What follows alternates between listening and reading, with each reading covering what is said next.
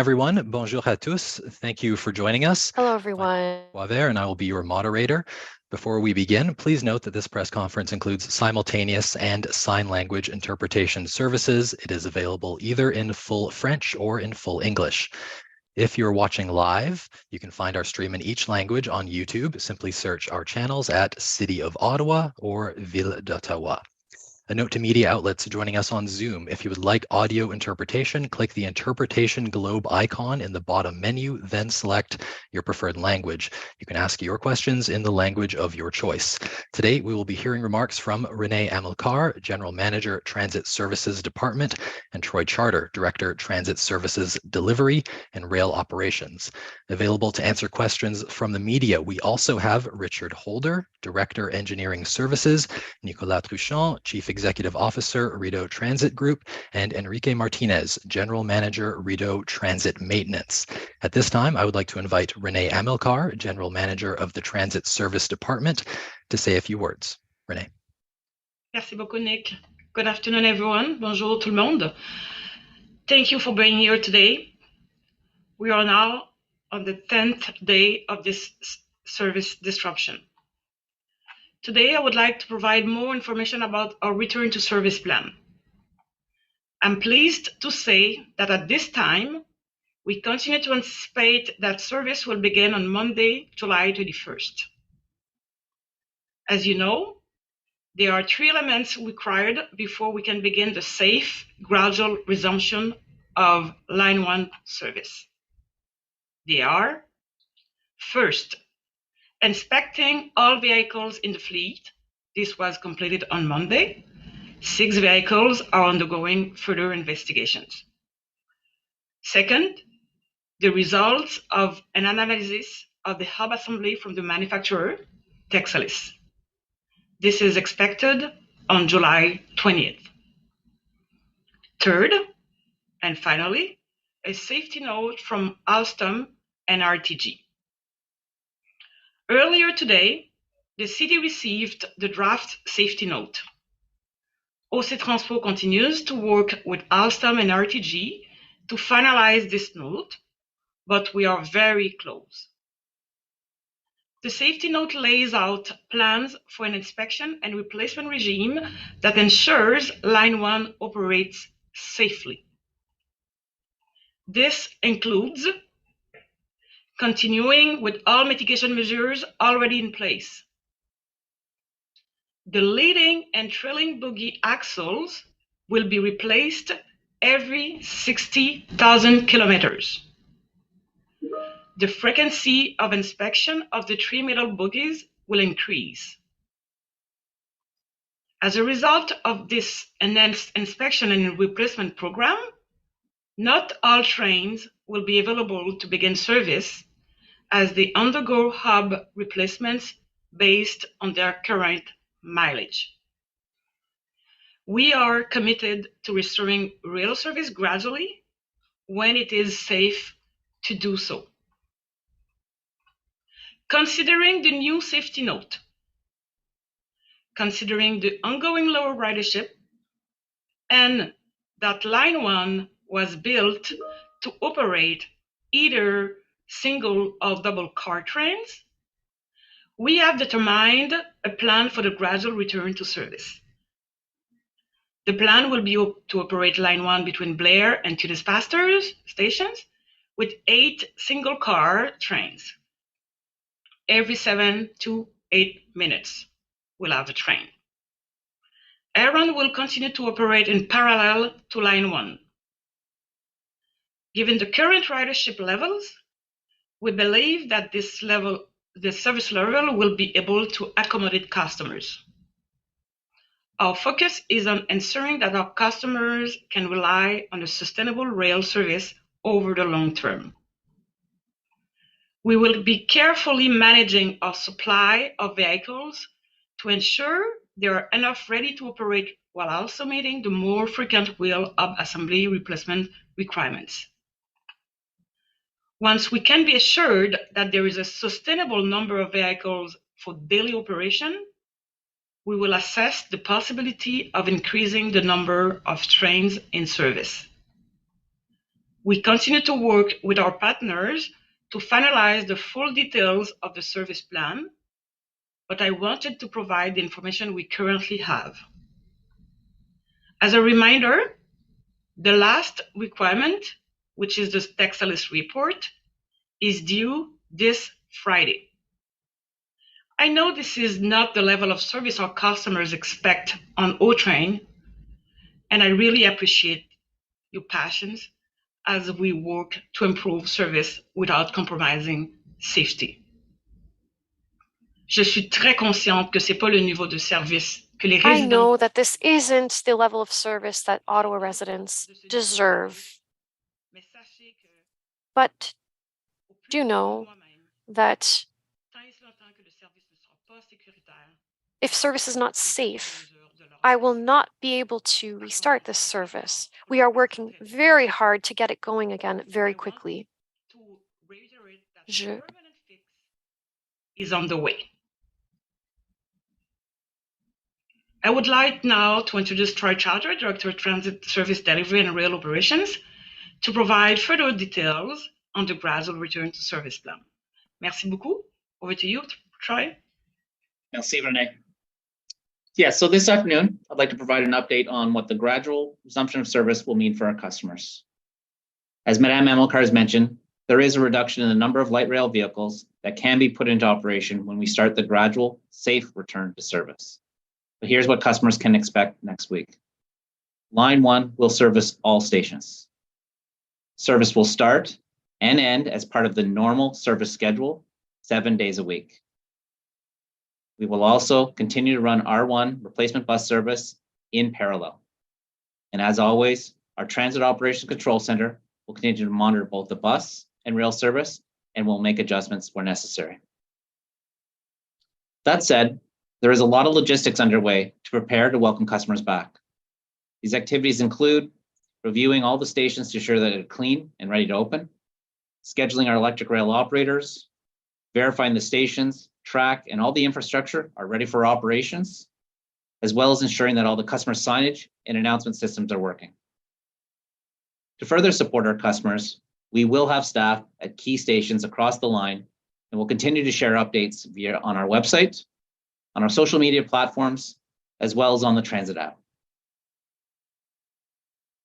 I understand that this train configuration is not what customers are accustomed to. The operations team is working closely with our customer communications group to identify additional signage and wayfinding materials that will assist customers navigate the stations and platforms as they become familiar with a single train operation. We'd also like to hear from our customers when the gradual return to service begins. We appreciate all feedback that will allow us to make adjustments to help customers navigate the stations and the single car format of the train system. As Madame Amilcar has indicated, train frequency will be every 7 to 8 minutes while we're running the 8 single car trains. With the 8 single car trains and the parallel R1 bus service, we can provide the capacity required to meet the customer volumes that we're currently seeing on the system. Our team in rail operations will be getting ready over the weekend for the start of the gradual return to service. We'll be running trains on Saturday and Sunday to ensure that we capture any potential fine-tuning required and be ready to welcome customers back to Line 1. I know that this disruption has been too long for our customers. Our electric rail operators and our entire team are ready to welcome customers back to our system, and we are looking forward to the safe resumption of Line 1 service next week. Thank you. Merci. Thank you, Troy. I will now invite each media agency to ask their questions. You may ask one question with one follow-up. We'll start today with Elise Skura at CBC Ottawa. Thanks very much. Yeah, I have a question about the 60,000 kilometers replacement. It seems a lot lower than the current 175,000 kilometers, I believe. Correct me if I'm wrong. How many of the vehicles in the fleet are already at that mileage?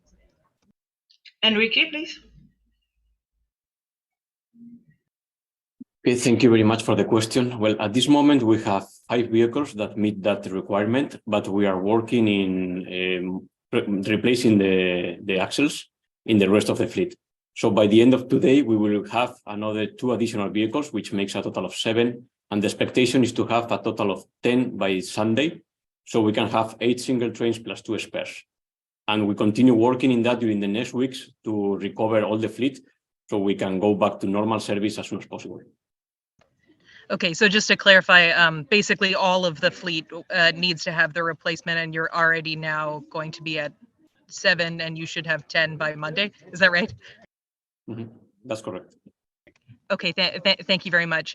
And now that this is, such a lower threshold for replacement, and the replacements will have to happen more often, can we expect that there's going to be an effect on the level of service that's able to be provided going forward, since the permanent fix is not going to be fully in place for a few years? Thank you very much for the question. So this is the reason why we will start the service with 8 single trains, and we'll probably keep 8 single trains for weeks.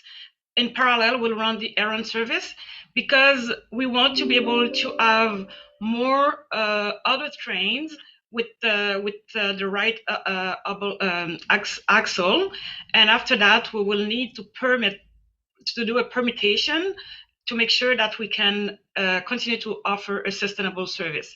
So when we will achieve a certain amount of availability, we will be able to increase the number of trains. However, in parallel, in the meantime, we will continue to offer the service with the errand and those 8 vehicles. And I would like as well to say that I had verified with my team, and the level of the ridership that we have now with 8 single trains and the errand service, this will be a very, very good service.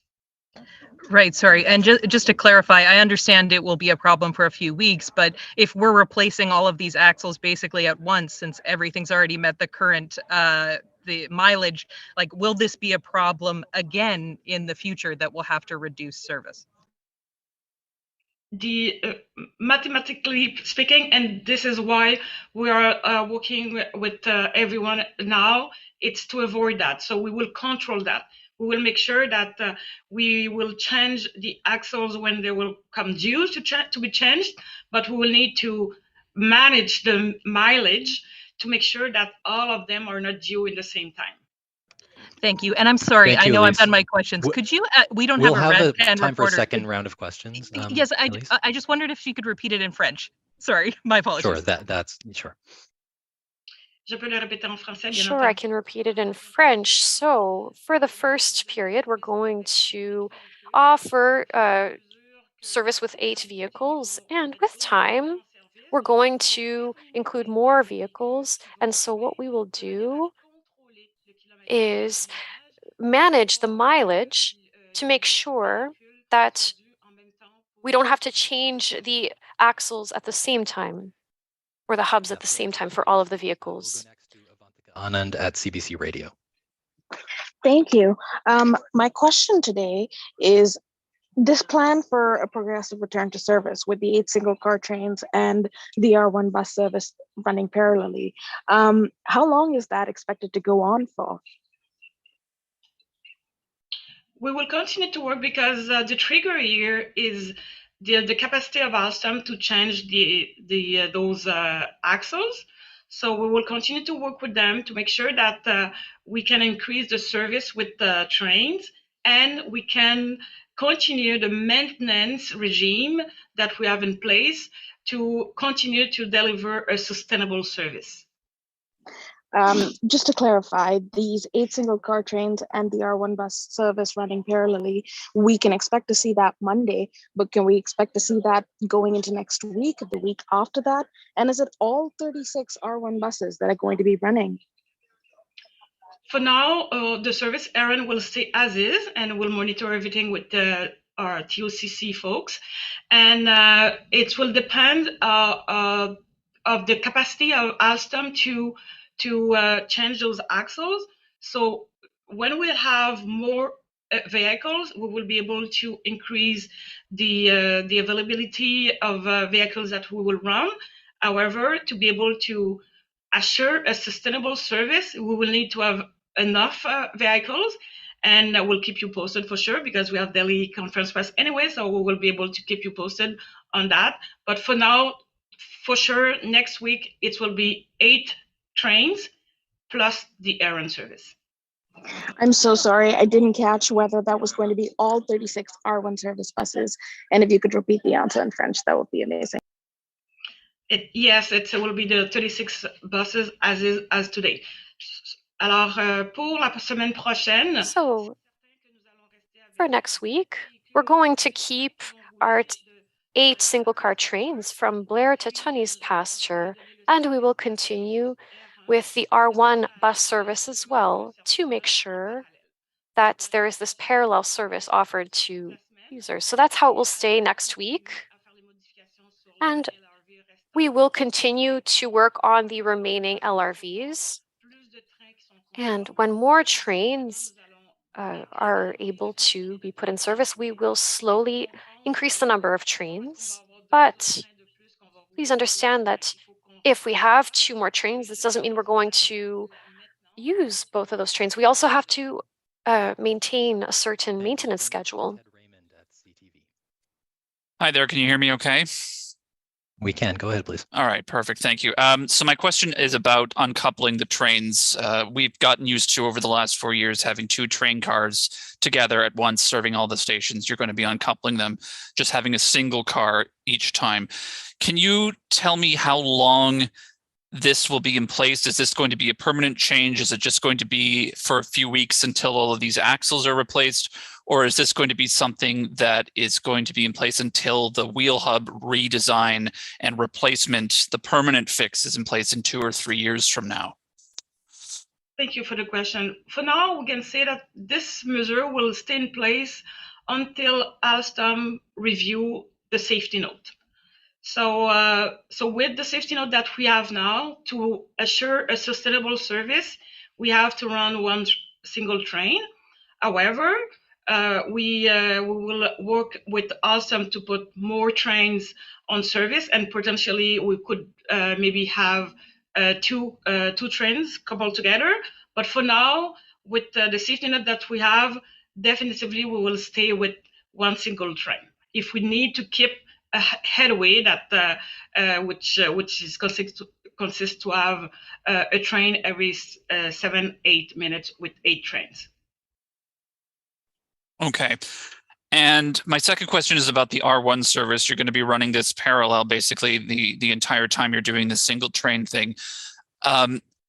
How is this going to affect the bus service elsewhere in the system? Because we know that the R1 takes buses away from other routes. It's hundreds of trips a day. Is there any plan or any capacity to bolster the rest of the bus system to continue to run these R1 buses parallel with the LRT? For now, we will continue to do what we have done over the last week. So we will try to offer overtime to bus drivers, and we will try to remove some routes where it's possible to keep those 36 buses.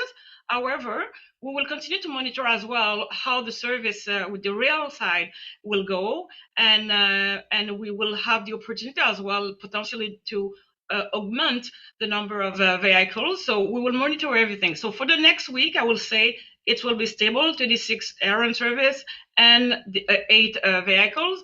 And we will continue to work with Alstom and RTG to see what else we can put in place to bring maybe to have more trains. And so we can just give a break to the bus side. We'll go next to Joanne Locious at the Ottawa Citizen. Hi, this is a little bit like a math problem, but can you give us any idea how long it will take to get back to normal? It's maybe I will ask Enrique to maybe to let us know when you think we will be able, Enrique. Thank you for the question. It's complicated to say no when the fleet will be completely back to the normal condition. At this moment, we are working 24/7 in recovering trains and bringing back to the new requirements. We can guarantee that it seems there are no problems in terms of spare parts, components. We are also reinforcing all our facilities in the maintenance and storage facility in order to have more capacity to replace the axles. At this moment, we cannot commit in a specific date, but we are working against the clock to go back to normal service as soon as possible. Okay, I've forgotten the next question. Okay, on to the next person. Thanks. Thank you, Joanne. We can come back for further questions at the end. On va maintenant à Frédéric Pépin avec Radio-Canada. Frédéric Pépin from Radio-Canada, please go ahead. Hello, Madame Amilcar. I just wanted to make sure that I understood correctly. How much time will people in Ottawa see trains that only have one car? How much time will this last for? Hello, yes.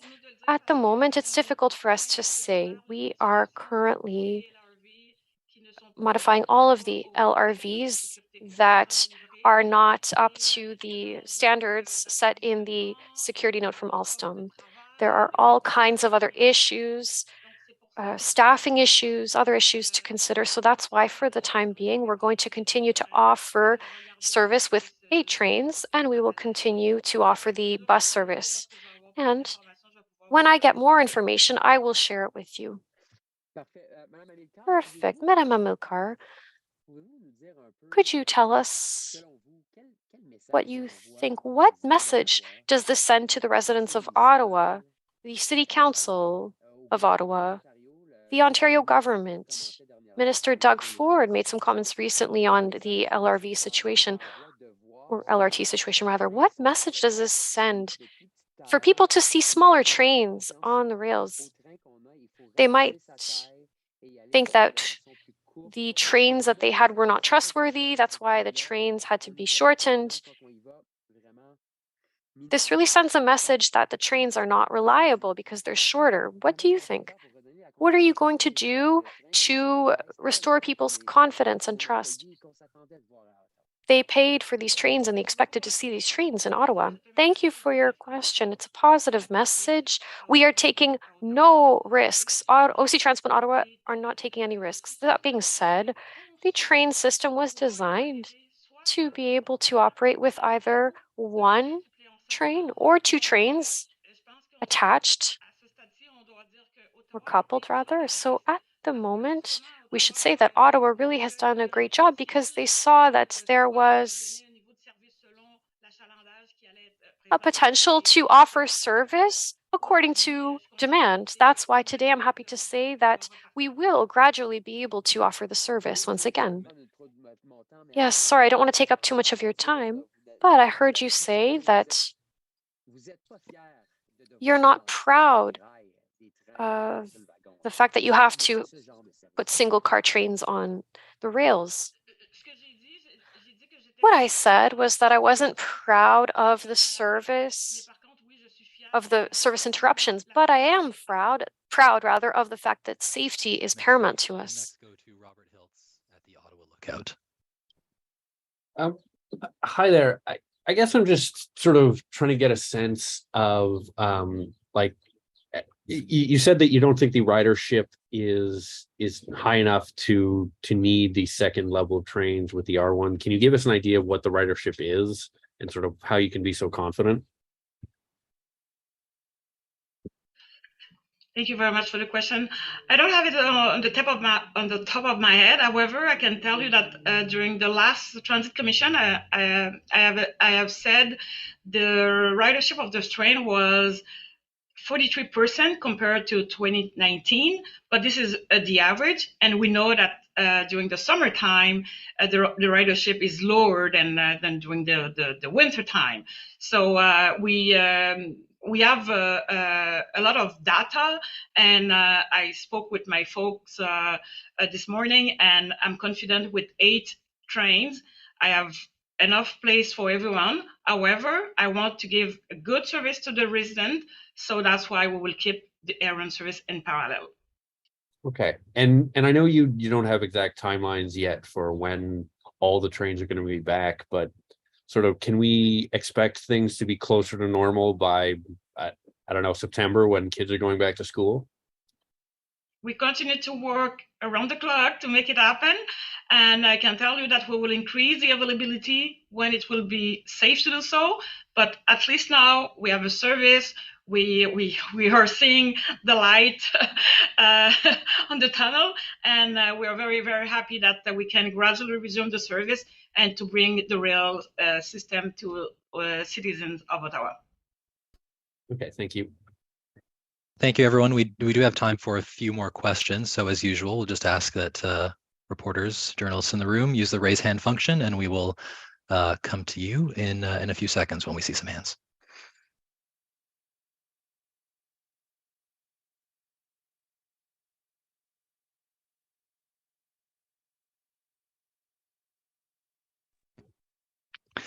Okay, we'll go to Ted Raymond at CTV. Hi, thanks for taking some more questions. I just want to go back to something you said just about the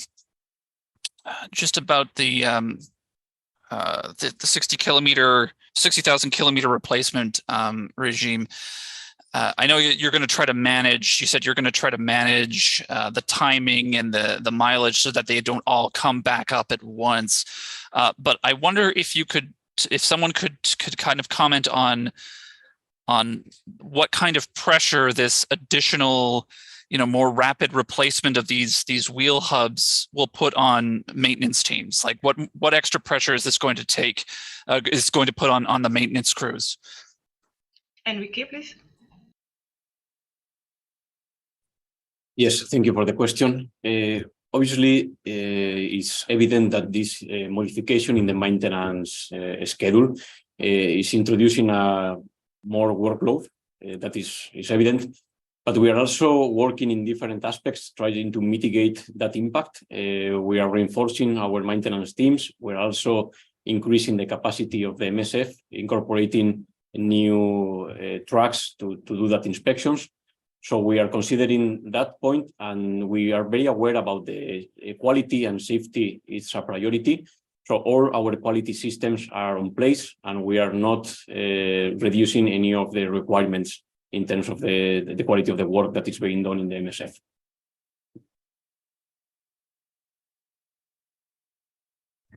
Thanks, Ted. We'll go next to Elise Skura at CBC. Thanks very much. I'm just trying to imagine what the service will kind of look like with the dual train and R1 bus. So will staff kind of be monitoring whether the train is being like, I don't know, there's too much pressure on the train and then encouraging people to take the bus? Or is it just we're relying on people to decide which they would prefer to take? Troy, please. Thank you very much. That's a great question. No, we have staff in our Transit Operations Control Center. They work 24/7, 365. They have access to cameras throughout the LRT system as well as the bus system. As well, we have staff that are working out in the field, on the street, and in stations. So we'll be using that staff very, very proactively to monitor the service, both the bus and the rail service, and make adjustments where we can and where needed. But ultimately, at the end of the day, our customers will have a choice to make if they want to take the rail line or they can take the bus service. And that's one of the reasons why we want to make sure that we're running both services in parallel, is to give the customers the option and the opportunity to choose which mode of transportation they want. But we will be actively monitoring both through our control center as well as with our staff, and those communications and dialogue amongst the teams will continue, and we'll make those adjustments. Great question. Thank you. Thank you. We can go next to Joanne Locious at the Ottawa Citizen. Hi. Okay, so the current interval is 175 kilometers, and the new interval will be 60,000 kilometers, correct? So at 175,000 kilometers, how frequently do the axles need to be changed? Is this something that's done every month, every 2 months? How often? I can ask Enrique to answer this question. However, I can say that the 60,000 will take 6 months. Thank you. Okay, thank you for the question. Yeah, thank you, Renee. That exactly. The 60,000 will take 6 months. The previous inspection that we were performing with the previous criteria was 175,000, and that was basically about, let's say, 4 years for the replacement, between the replacements of the axles. So it's a significant difference, but yeah, we're about that, aware about this, but it's the situation that we have now. Thank you. Thank you, Joanna. We can go now to Avantika Anand at CBC. Thank you. Yesterday, I had asked regarding the cost that the city is facing with the LRT shutdown, running the R1 bus service, overtime, extra personnel, all of that. Renee Amilcar mentioned that she had that number, but not at the top of her head. Since then, the response from the city has been that the number is not going to be provided at this moment because it is fluid. While I understand it's fluid, as Renee mentioned yesterday, there is a number for that cost up to date. I'm hoping you can provide me that number.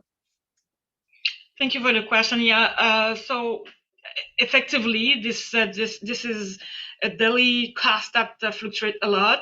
So we'll provide this number probably at the next Transit Commission when we will compile everything. So because we will provide this info to Council, and this info will be available to you as well. Just another question, very briefly. The single car trains, how many people can they carry at once? 300 people. Thank you. On va maintenant à Frédéric Pépin avec Radio-Canada. Thank you. Frédéric Pépin from Radio-Canada. Go ahead, please.